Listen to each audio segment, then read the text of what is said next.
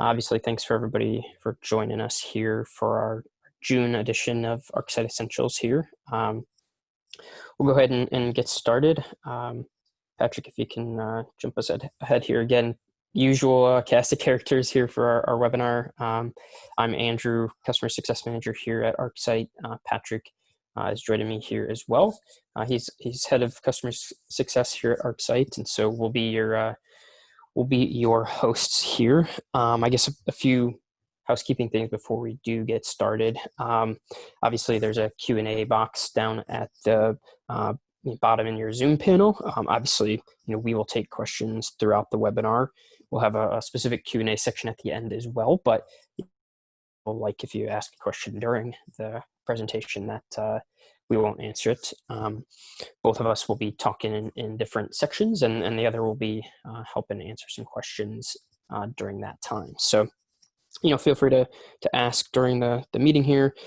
We do have this recording, so a link will be sent out afterwards. If you want to send that around to any colleagues or anything that might have missed. And then, obviously, due to the situation currently, both Patrick and myself are at home. So, pardon any dog barks or doorbell rings or anything like that. I keeping an 11-month-old puppy quiet for an hour is a difficult task. So, I'll apologize on the front end for that as well. But we'll hop right into the topic and the agenda here. Obviously, today is going to be focused around customizing your ArcSite outputs. So, Patrick, if you can jump me ahead here, basically what we're going to be covering today is a few things, again, all focused on outputs. So, first we're gonna go over why outputs even matter in the first place. Why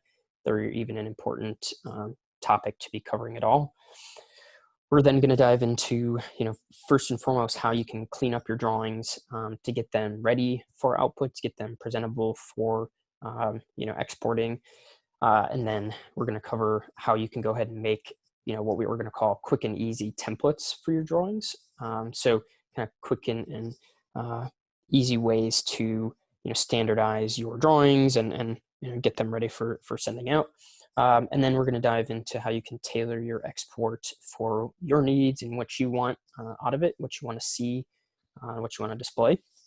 And then lastly, we're going to discuss a pretty powerful tool that is an output in and of itself, but can really take your exports and what you send out to the next level, and that's going to be the proposals tool in ArcSite. So first and foremost, we're going to talk about why outputs matter in the first place. So obviously, we all know the saying that a picture is worth 1,000 words, and that's certainly true within ArcSite. So visual communication is a huge value here for your exports. So if you can create a nice professional looking drawing, and send that out to a customer or to someone who's handling permits or even an internal partner of yours, the ability to have a nice coherent diagram with templates and logos and information on the drawing can just obviously make your communication lines that much clearer. Additionally, outputs certainly allow you to gather and display some additional details. So we do have some templates, and this is especially important and relevant to the proposals feature, but you can add a ton of detail to your drawing when you go through the process of creating a template or exporting your drawing. So you can really gather the details and display a lot of key information of your drawing right through that. And then most importantly, I think, is going to be the ability for you, if you create nice standardized templated drawings, is that it's just going to up your level of professionalism leaps and bounds. So when you're submitting a bid or discussing a job with a customer, I think the ability to hand them a well-designed professional drawing can oftentimes be the difference between winning the job and not. And so we've seen that professionalism in your drawings, especially with the ability to kind of customize and tailor your outputs, as a real big differentiator in the marketplace. So just a couple key points about why outputs matter. And with that, Patrick's going to take over here for first couple details. So go ahead, take it away, Patrick. Hey folks, so we recorded these rather than trying to show them. So I'm going to kind of talk over this. This morning built this up. So I have a drawing. It's a pretty simple little one room drawing here. Looks nice. There's a lot I can do to improve it to get to that level. And those are the kinds of things I want to talk about here. Excuse me. First thing I am going to talk about, you may already know this, maybe not, but one of the features, you draw this out real quick while on site, then regardless of where you are in the truck, back to the office or whatever, you can go back in and kind of clean it up. And the first thing I'm going to talk about is using some of the edit tools that we have so you can do that cleaning. If I zoom in and start looking at all the areas of my drawing, I often find something like this. I have a little tail sticking out there at the end of that connection piece. I don't want that there. I could certainly drag it and resize it, but the trim tool allows me just to come by and using a path, draw over what I want to get rid of. I'm going to do that again. Kill it off that way. And so I'll just start moving around the drawing, kind of making sure everything looks good. And then I zoom in here in just a second. This is obviously an area where those lines really should have been connected, but they didn't. So I'm going to use the next tool down. It's called Extend. The same behavior. I'm just going to drag a path right across where the two I want them to connect. Then when I let go, it's going to connect those. It's hard to see in the little drawing, but there's a little green dot, dot, dot that will show where those two will connect. So I'm just going to keep going around. It's a great idea to go ahead and clean up that as you go. Okay, so one of the big parts I'm going to talk about here is the display settings. We're talking about what's already on the screen, making it look nicer. There are two ways of setting display. One, front end, I can come down and set something to a tool to behave a certain way, and that's here in case black and line weight and everything. So that's the default. But really what we want to talk about here is the opposite. I've already got stuff on screen. I want to change and adapt them. So in this case, what I want to do is not go to that same default one. I want to select something on screen. I'm going to select this text here. And on the left lower corner, there's the one icon that shows up, says color and style. It's going to show me all the things that I can change for this particular selection, whether that be a single object like here, and just seeing the text options, or whether it has multiple things. This dialog will change to show those options. Excuse me.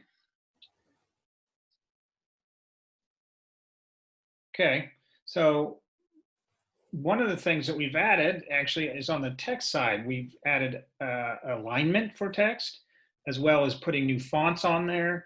And those fonts can be bold or whatever. So you have the ability to use any of the fonts that are available on this device.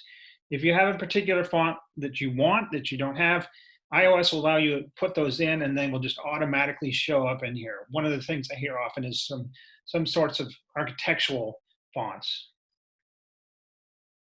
We show here that we've also changed the way that that text is being entered and displayed. Our text box used to be about 2 lines and it was hard to manage a large block of text.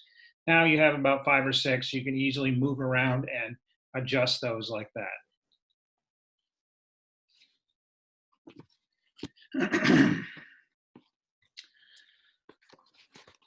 So coming up next, what the hell is it going to do? I'm waiting for my video self to catch up so that I can tell you the next step here.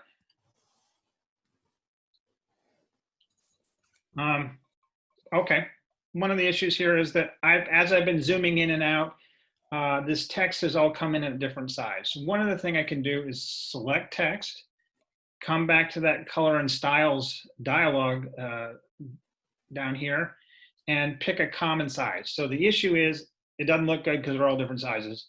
I can come in here, pick a common size under text height, and then have that done that way. So at this point, I may need to move things around to adjust from what I did, but everything is now visible at the same size. This is in, this is sort of afterwards on the fact. There is a way to also force text to always be the same size. So I'm going to come into my colors and styles under text, the bottom tool here at the bottom. And I have this thing called automatic text height turned on. That's the way I have it currently, where as I zoom in and out, things change size. If I toggle this off, I'm allowed to go ahead and choose a common text size that will be used every time. So you didn't have to go back and adjust it. Either one's a valid use case. It's just, it's sort of preferential here. Next, maybe I'll talk about this. I think I talk about this dimension, right? The dimensions sort of, one of them looks good. The other one's sitting right on top of other stuff. So I want to move that. And I can do that by simply making it active by tapping on it. And then right there in the center, there's that little box. I'm going to press down on it and drag it out. So I can adjust how those dimensions are showing up on screen. We'll talk a little bit about how you can change those dimensions because there's unique things you can do here. Go back to the same dialog, the colors and styles. I can turn on and have the endpoints be arrows or not. And I can also turn it on and off the text border where that text is. Just a way to kind of clear up some of the clutter that's on the screen as you get more elements out there.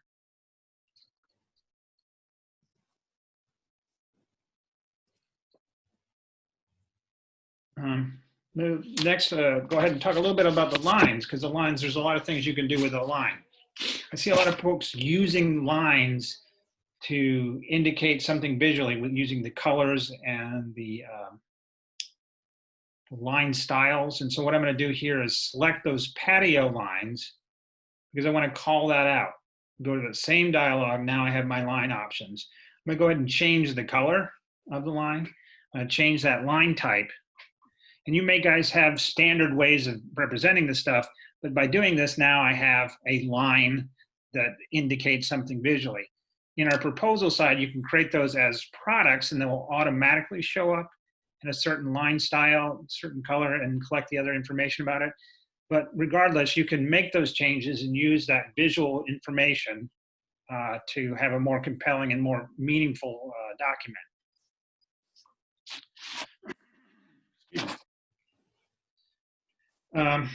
Let's see, the next thing I'm going to talk about is, so if I look at that chair icon, when I, the shape, when I zoom it to the level I want it to be printed at, it actually looks a little heavier, say, than the other icons on the screen. So what I'm going to do is I'm going to select it, and I'm going to change just the line weight here. So this is something to think about. Zoom it to the level that you want the client to see, and then look at the elements together and see if there's ways you need to adapt them to match better together. So now by reducing the line width, it kind of matches the other furniture in the room. And I haven't changed the shape that's in the library. I've simply changed the one that's on the screen. That's a very simple change. Here I'm going to actually make a more substantial change. The app sees this closet as a single object, but I can come to my More button, click Break Apart, and now all these pieces are individual pieces. So in this case, what I'm going to do is just use my Select tool, select all that close, and give it a different color. And it is somewhat of a subtle change, but it is a change. And so you can play again with color.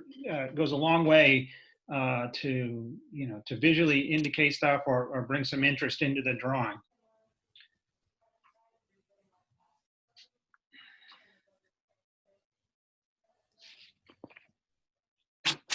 I think the next thing I'm going to talk about is that I've mentioned several times now, look at the drawing as if what it's going to look like on the export.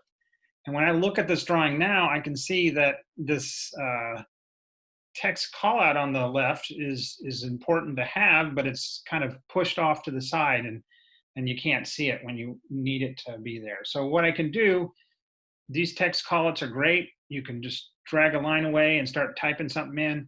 Inevitably, they're going to be put somewhere that maybe you don't want them. or they need to be adjusted. So these text callouts, this thing that says foliage TBD, oops. Well, actually, I guess what I was going to talk about here is that you can put in a fill.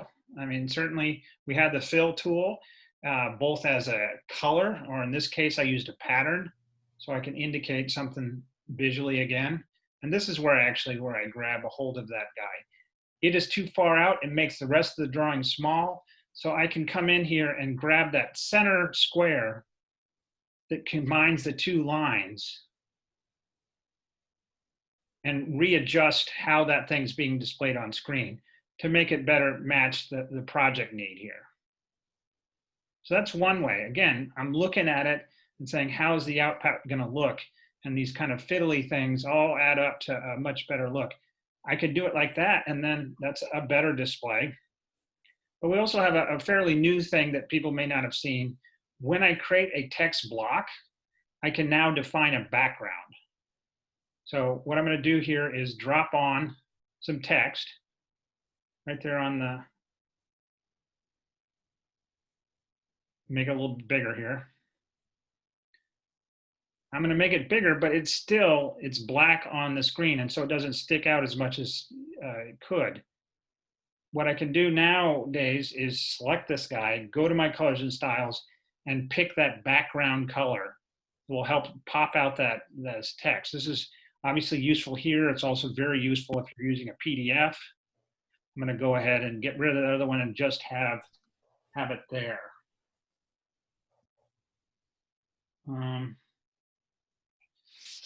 That's really it on this particular section.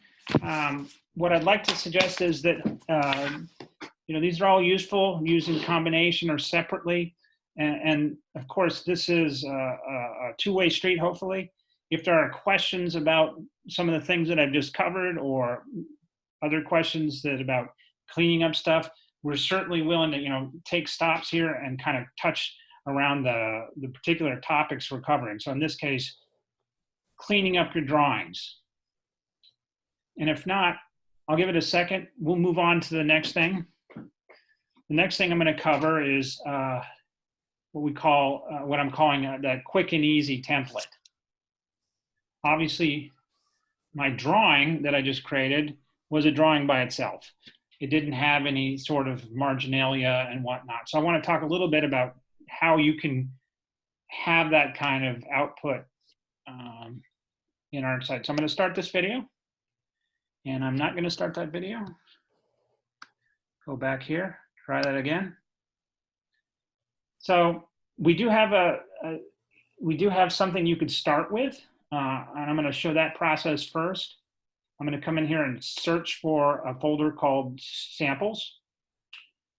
And in there's a couple of examples of potential templates that you can use. I'll show you how to use them after I grab one. So one that I see a lot of people use is this 11 by 17 title block.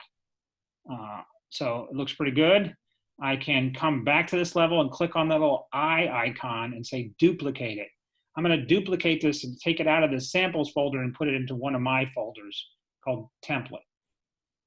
So I'm going to close this down, leave the samples, and go back now to a folder that I've called template, and it now has that one in there. And so I'm going to use this as sort of that golden template that I'll use and copy every time into new folders and just use it as the template. So I'll kind of walk through that process. Hey, Patrick, would you mind pausing the video real fast? You said a question come through about cleaning up the drawings. Absolutely. Real fast. Peter had asked about if we can have the ability to connect corners, that need joining. So maybe there's two lines that come together for a corner, and maybe they don't quite touch it. Would you mind kind of either describing that, or maybe going back to the other video and showing that real fast, or just basically two connecting corners that need to be joined together? So sure, what I'm going to do actually is quickly jump over to my iPad. Sure. So I'm zooming in. I'm on this screen here. It's a bit of a latency here. So there are two ways of there's actually several ways of connecting things, we can use the line tool and we can use the wall tool. My assumption is that sometimes you'll see this, and what you're seeing it is on the wall tool itself. So I've drawn one segment, and then that one worked. It automatically snapped together. But what you will encounter sometimes is, well, it's trying to force it to make an error, and sometimes it's hard to do. Okay. Nope, couldn't do it. Well, so I have seen, I'm sure if you use these enough, you will see where things will come together and they don't quite match, don't come together. There's a couple of things to check for. One of the issues that happens sometimes is if you are using layers, we have layers to put different information else places. If you're trying to connect two wall segments together across layers, that's not going to work. So let's say that actually what I'm trying to do is I have it on the secondary layer, and I come across, and I'm having trouble getting them to connect.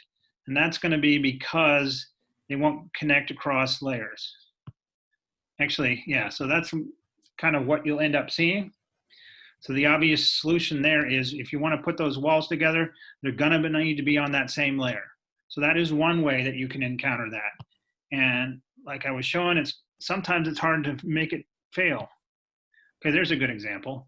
Am I on the right layer? Oh, yes, I am. So you may find yourself where they don't automatically connect. And so what I would suggest is to move it away and bring it back, and it can snap together. I can't give you a good reason why sometimes it occurs. I think it has to do with moon tides and crystals. But the point is that you can definitely overcome that by reconnecting the two parts together. I'm wondering if that sort of answers your question, if I hit it, even the right question to be answered. I'd love to. Would you mind just showing quick the extend, the edit extend tool real quick? Yeah. That's also. So it's going to try to snap. Let's say I have that, right? And that's an obvious, unless you're inviting mice into your house, that's probably not what you want. So I'm going to use that extend tool, and that's available here at the bottom of the toolbar under edit, the second one here. And what you do here is you're drawing what we call a path, because it's not actually a line that'll stay on the screen, but I'm just drawing across the two pieces that I want to connect. And you can see it's telling you once you lift your finger, these two are going to connect. So I do that and it'll snap together. So that is a really effective way. Again, you draw a bunch of stuff and then you might take a break and you can look around, make sure everything looks good. You want to, is that? Yep, I think that covers it. Yep. Awesome. Okay. Well, let me jump back over. Yeah, thank you. Sorry to derail you. No, that's all right. Nobody wants to hear me talk. I just want to answer questions. Let me go back into here. See where I was. Oh, so here, let me just stop real quick, talk about it. I'm going to take this template that I have now, which is called 11 by 17 title block. I can call it whatever I want. I'm going to make a copy of it into a new project folder. So in this case, you can see here that I have this thing called new project. So you create a new project folder for your new client or whatever new project. I take a copy of this one and copy it into the new folder. So I'm never going to work on this project called template. It's just simply a place where I place this and make a copy of it. So I'm going to duplicate it.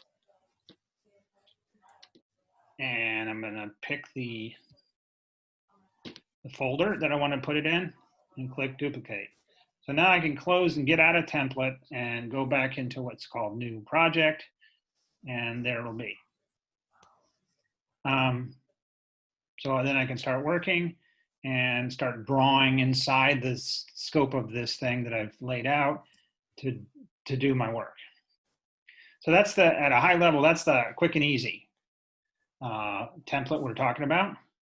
I have here another one that I've added in where you might have sort of that more of the blueprint kind of look where you could go in there and change that text to match whatever the project is. So it's open to how you want to do it. The process is going to be the same of what you put in there. I mean, how you copy it and use it again. But I also want to talk about, let's say you're working with a existing PDF. One thing you can do is create shapes. So in this case, I've created these called template objects that are just commonly used pieces, and I can drop them on the screen. I take that sidebar that I'd created, resize it to match this particular PDF. And next, let's see what I do next. Yeah, I select it. Again, the app thinks this is a single object. I'm going to break it apart. And now all these text fields just can be entered in.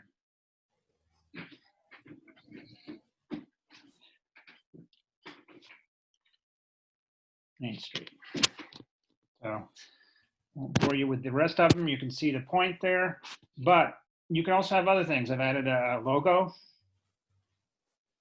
I just brought in an image and saved it as a shape, put that there, and add these as I go. I'll pick one more. I pick the north arrow here, drag it and put it somewhere on the screen. So very quickly, you can get that common look going across all of your drawings, whether they be from you starting from scratch or you're working from this from a PDF.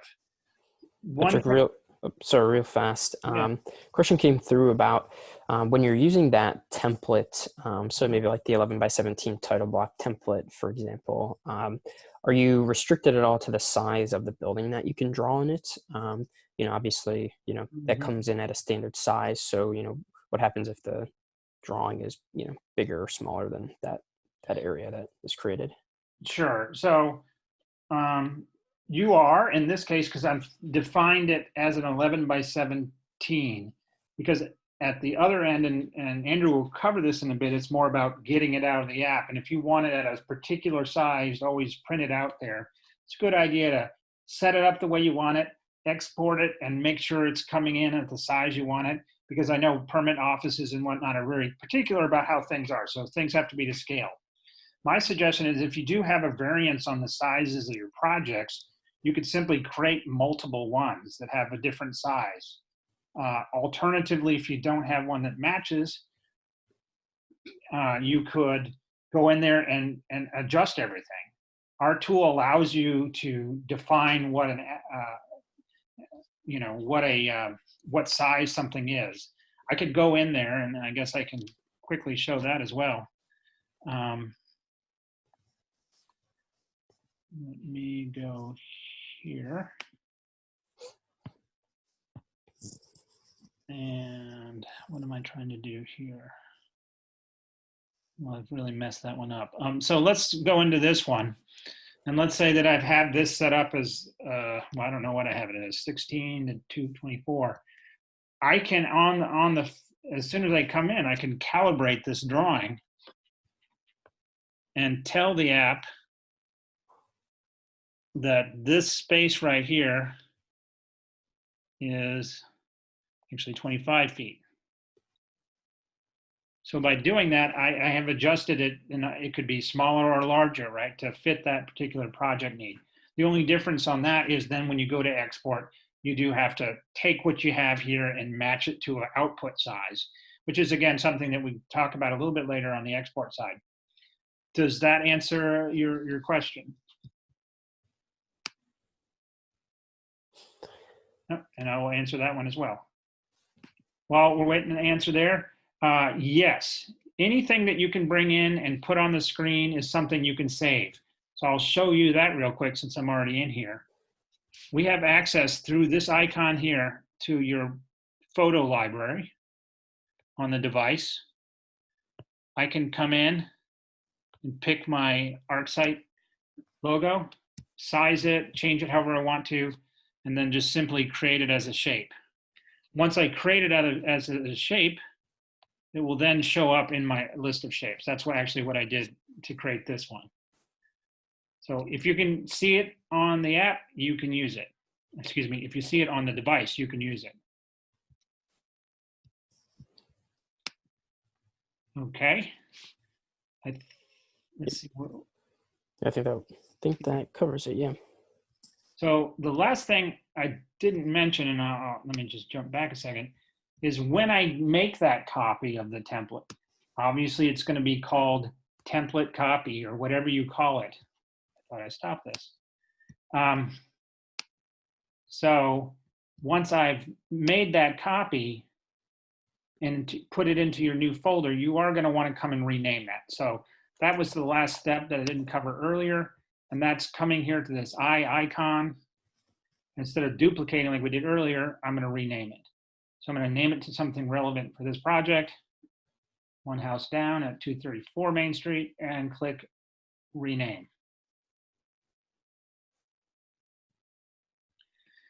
And again, that's the short version of this. It actually doesn't warrant talking about too much. It's pretty simple to do.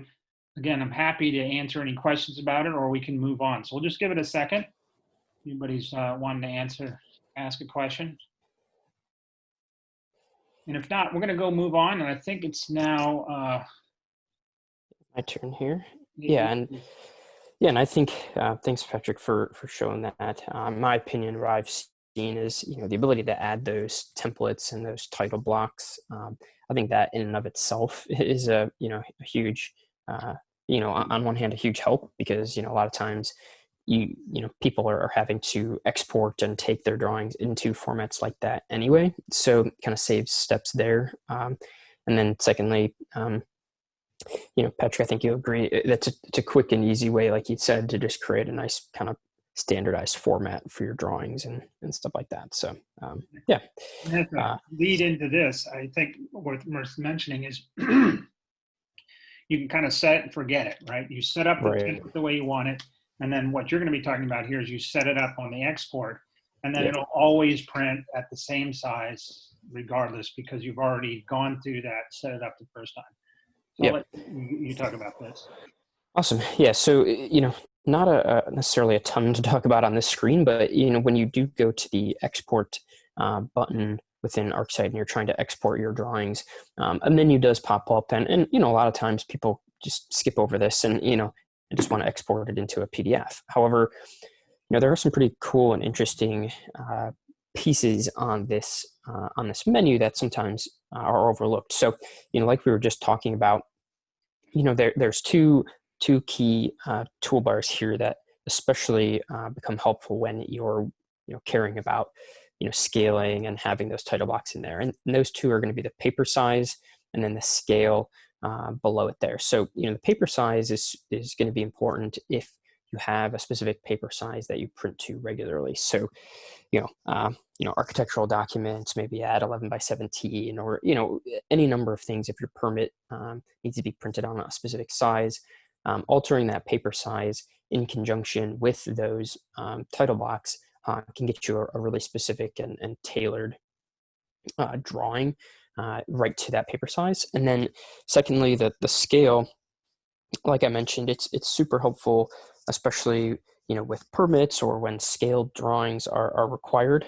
There's a large number of options in there for what your scale is when you're exporting. So you can play around with it. It gives you a preview here on the right of what that drawing is going to look like, what that the export is going to look like as a PDF. So where my drawing is currently here with a bunch of piers and measurements and all that, I know that that's, if I was going to print it to a paper, it would look like that when I print it off. So mess around with paper size and scale, especially if you're going to be using the title blocks and templates.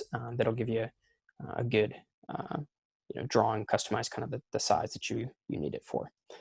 So that's those are kind of two important concepts there. Another one I think that gets overlooked a decent amount is going to be the photo integration portion here. So if you use the location-based photo tools within ArcSite and you're capturing photos throughout the job site, and especially if you have a lot of photos of your job site, the standard setting normally, I believe, is set to one photo per page. So can often lead to very large files and maybe a really large PDF that you're exporting.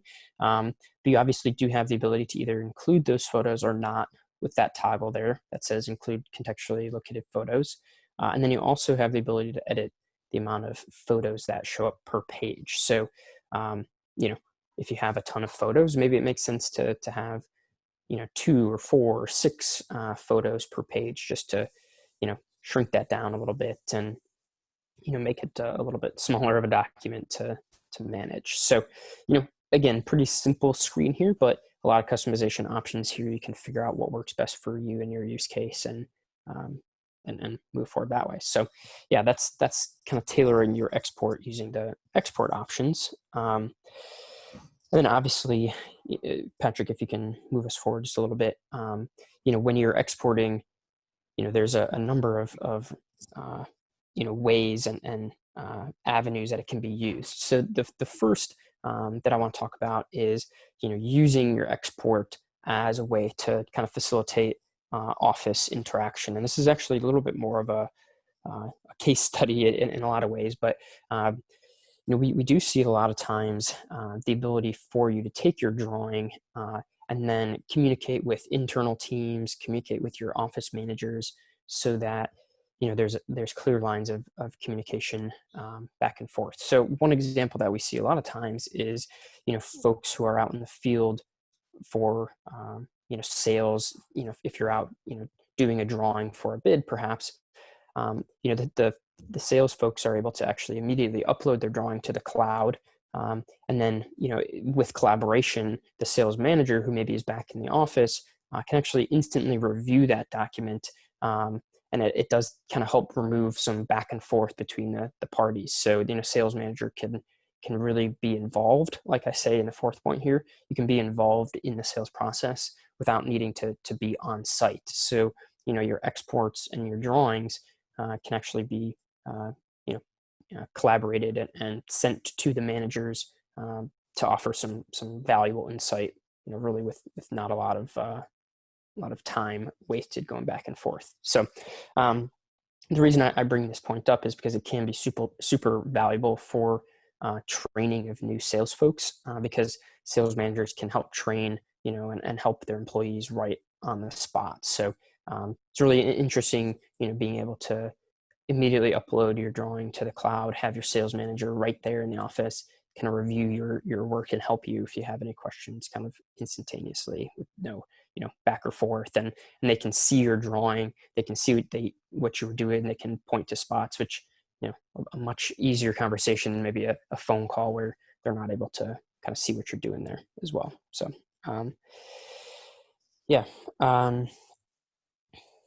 A couple questions came through there in terms of selecting which photos to include. I guess, Patrick, if you wouldn't mind, the standard is that it's going to bring in all those pictures. So you can certainly have the ability, if you took a blurry picture or something like that all of a sudden you don't want to include anymore, you can obviously jump back into the drawing, tap on that blue camera icon where you took it, and you can certainly delete maybe incomplete pictures, or pictures that you just don't necessarily want to show on that document. But the standard is it's going to pull through all of those pictures that you use there.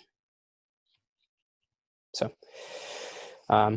yeah, that's the answer there. In terms of choosing scale for export, I set my scale to fit to paper. The question was, can I use the export to say, 1 to 100 or 1 to 200, whatever the size drawing is? Yes. So there's a bunch of options there. If you experiment with the scale there, you'll see that there's anything from, 1 to 100 or whatnot, all the way down to some kind of inch measurements, as Patrick is showing here. So yeah, we got 1 to 100. Create your own scale too. So yeah, so it's a combination of that paper size, your orientation, and this. You can pretty much fit any sort of version that you want. And if you don't care about scale, the default fit to paper is always a good one. Just that's the pivot point, whether or not you really need the precision. But we do have those all supported. Yep. And then Patrick, if you wouldn't mind staying on that screen on the iPad for just one second. There's a question about the ability to change the number of photos per page. So really the photos per page toggle, you're not reducing the number of photos that are included. It's just simply changing the number of photos that appear per page of your export. So if I have 7 pictures that are part of my drawing, 7 location-based photos, and I choose 1 per page, obviously I'm going to have 7 pages of attachments to my PDF. So my PDF is going to be 8 pages long with the inclusion of the drawing on the first page. This toggle, doesn't eliminate the number of photos. It just simply changes how many per page display. So yep, awesome. Thanks, David. Cool. So getting back to the presentation. The next piece of info is kind of what's next.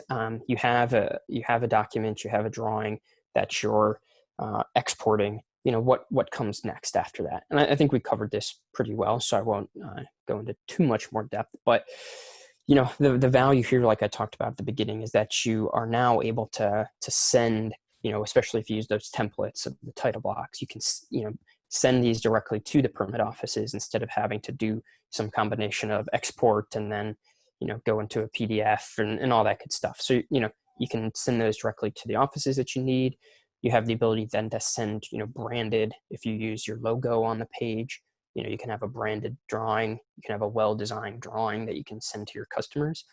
And then, like we talked a little bit about, the repeatability of this is really nice. So if you have different parties that require it in different sizes or scales, you don't have to make 2, 3, 4 different drawings. You can just export it once in one paper size and then edit it to be on a different one. And especially the ability to use those templates like we were talking about. You can have one saved template and then just duplicate that into the project that you're starting, and then boom, you start with a fully formed and fully fledged out template or title block there for you. So yeah, again, these are all little minor details, but they just help eliminate time here and there and make it a little bit easier for you to use ArcSite. So yeah, so that's what's next. So as we move forward, Patrick, here, we covered a lot of our standard output options here. Sorry, if you can go forward a couple slides. Having a little bit of technical. Backwards and forwards, yeah. So obviously we've covered a lot of our standard output options here, which obviously can take your drawings to a whole new level. But this is where we take it to that next step and to that next level of usability and time savings, is through the use of ArcSite proposals. So many of you may have used proposals before or used ArcSite's takeoff and estimate feature, but for those that haven't, we have developed a feature over the last 6 months or so that allow you to develop and build full-fledged material takeoff lists, even build complete sales proposals and estimates, all by simply drawing the same site plan that you currently do. You just use what we call products going forward. So proposals are kind of the top level of an output. They come with a lot of client information. They come with a lot of detail that you can provide. They're customizable so that you can have your logo and your information. Can create a really nice package. If you're going to be making a bid to a customer, right out on site, you can make it look like a full-fledged contract or proposal that way. So I have a little video here as well in the next slide about how a proposal is made. So if you wouldn't mind starting that up for me, Patrick, I'll kind of narrate along with it here. So the first thing that I'm going to do in this drawing is, have a normal site plan here, but we do have a menu of products, is what they're called. So these products are the same lines. You can see here I'm drawing 5-inch gutters to this house here. So I'm drawing the same lines. They're the purple lines there, and then the same shapes, that you would normally use. But the difference is that these lines and these shapes carry some attributes with them. So the attributes might be pricing or they could be some data that you're going to collect from these shapes or lines. So, really, it's the same, basically I'm demonstrating in this video here, it's the same drawing that you normally do, but you're just going to use these specialized lines or shapes or areas to create your drawing. So in this scenario, I'm hypothetically a gutter contractor, and so I'm drawing out my site, where I'm going to be putting those purple lines, which indicate 5-inch gutters. I listed a number of downspouts and miters and drain basins here. And the neat part here is that, if you wouldn't mind pausing here real fast, Patrick, is that simply by drawing using those products instead of your lines or shapes, you can create a full list of required materials that you might need for your project. So the idea being is that I'm building an output as I go, really without having to change my workflow at all. So if you can advance me here. Oh, sorry, if you can, darn PowerPoint. I think we're back at like a minute 20, I think is what it was. But basically the idea here is that I have this full list. It has prices associated with it. Basically what I'm showing here is that you can attach PDF documents to the back of this proposal as well. So I've included some terms and conditions. I've included a couple marketing brochures. And basically our system is now generating this report that is going to include a price listing, so an estimate that I can give my customer right while I'm standing with them. And then it's going to include my drawing as well. So you can see here as I scroll, I built, pretty quickly a 7 or 8 page document that I can present to my customer. It's got that drawing that I made, obviously pretty quickly, so you can add more details, but then you can start to add, your terms and conditions, or I can include some site data that maybe I collected. And then as I scroll here, you can see that I'm adding, some marketing materials on the back of it, maybe some brochures or maybe some marketing documents towards the back. So again, pretty seamless way to kind of create a really full-fledged, working document here as my output. So this is the output. As I scroll up, I can press export and then go ahead and do what I wish with this document. It's a PDF that you can go ahead and do whatever you want with. Hey, So, Andrew, yeah, I'm unable to open this QA panel for some reason. You want to check what that is and see? Yep, I got it. So, the question is, how do you create the extra terms, et cetera, to include in your output automatically? So that's part of the takeoff and estimate feature here. We have the ability for you to add what are called additional data fields to your document. So this is if you were creating an estimate or a proposal, you actually have the ability to include a number of different things. They could be some text boxes that you type into that you want to include. So, what I've seen in that sense is, job, scope of work. If you want to type in the scope of work to show your customer, like, what you're going to be doing to the property, you can type in a little paragraph there that's going to be displayed. Or what I showed here are going to be file attachments. So I can choose, some various files that I want to attach to my document. And that's all through the takeoff and estimate process. So, when you're, either setting up your account with takeoff and estimate, or you can always go back and edit it later, but it's under your account settings, and it allows you to add what are called additional data fields to your proposals. And that's what those terms and conditions and, warranties and stuff like that, if you want to attach them.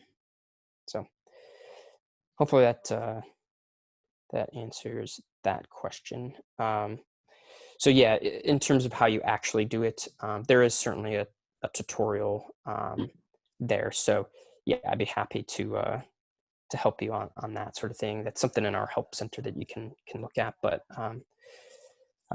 yeah, in terms of how you actually do it, I can, I don't know, Patrick, if you can pull up your screen real fast, and maybe just go to that menu if you wouldn't mind. I don't know if that's something you can do real fast, but. Yeah. Not wanting to. I'll tell you what. Why don't we? We can always table that for later. Yeah, I'll offline. reach out and directly work with you on that. Awesome. Sounds good. Um, Perfect. I can't tell if there's another one. It looks like the number jumped up. Do you want to check real quick before we move on? Yeah. Question. Said I find I can't go lower than 18% to frame the DWG and send it as the PDF. The drawing is too large. Peter, Patrick, I'm not sure if you have some insight there. Basically, Peter had asked, you can't go lower than 18% to frame the DWG and then send it as a PDF. The drawing's too large. Maybe that in terms of scaling. Can we take that one off too? I'd Yeah. love to get some more information on that. We know who you are. We can reach out directly after this. Yep. Okay. For sure. Let's take another one.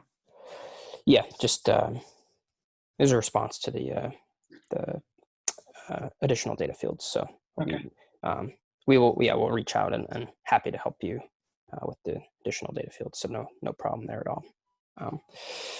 Awesome. So we'll move forward here real fast just for sake of time. I don't want to use up too much more of everybody's time here. So don't have too much more to cover. I covered this pretty extensively, but the values of these proposal outputs, obviously it's a instant delivery of a fully built out sales proposal. Like I said, it's branded, it's customizable, it's a working document, and then it really does help digitize the sales process. So less room for error, no need for piles of physical contracts or anything like that. You can do that all right through ArcSite. So yeah, I think that's about it. Patrick, we can kind of zip through these product Sure. improvements. That's kind of the extent of our outputs examples here. Obviously, we'll jump now into just a couple improvements that we've made since the last webinar, and then that's about it. Yeah. So I wasn't thinking we did very much, but then I started writing them down. We actually have quite a few that hopefully very useful for you folks across the board. I did kind of already talk about the first one earlier when I was talking about the text improvements. We do have a larger writing area, and you can choose fonts and font weights and text alignment. So that's a nice little add there. One that I think a lot of people will like, there's a wall improvement, where now if you draw a wall, previously the second wall segment you added would change the width of the length of the first wall, which was obviously not something people like. So we have changed that. So you draw your first wall length, the second one you draw, it will not change the first one. Kind of goes without saying, but we are definitely had that in there now. We do have some DWG improvements. If it's a single DWG on export, you can it's no longer zipped. So the workflow that will help with is if you're wanting to open that in a secondary app, you can just immediately do it without having to unzip.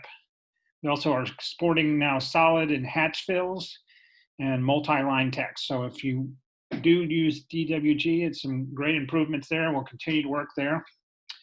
Briefly cover, we've added what's called a full versus modified. So if you're on the proposal plan, you can put out all your recommendations, work with your client. If you need to come down, they have a budget issue, whatever, you can pull things back out, but then continue to have a section on your proposal that says, well, this is what we recommended, and have them sign off on that, just so for warranty and that sort of purposes.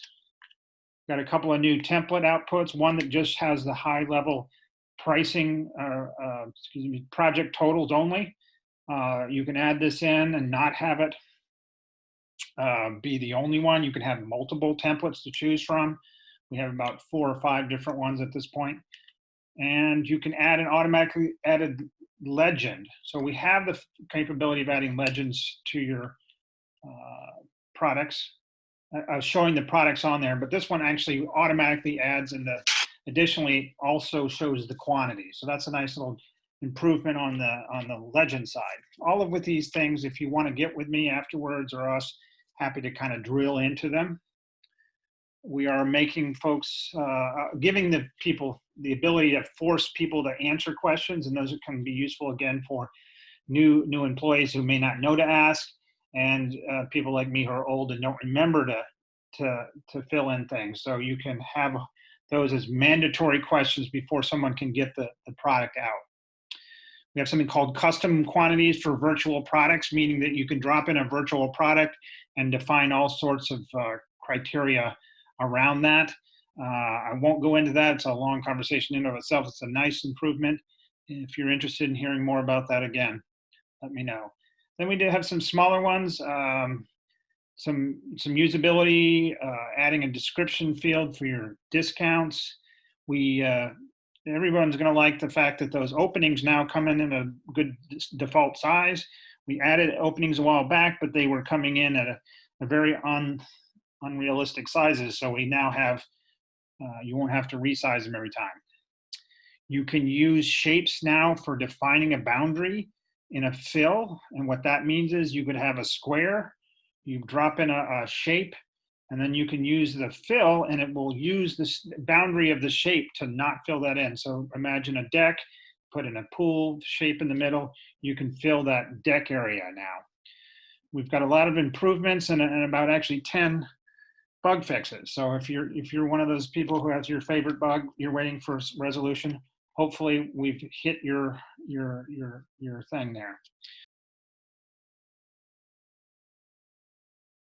Yeah, I think that's about it, and we're Exactly. at 3 o'clock. Yeah, so obviously, really appreciate everybody joining us here today. We'll dismiss here, but we'll have a recording up shortly, and yeah, obviously Patrick and I are here for any additional questions afterwards. So thanks everybody for joining us here for June's ArcSite Essentials, and yeah, everybody have a great rest of the day. Thanks for joining.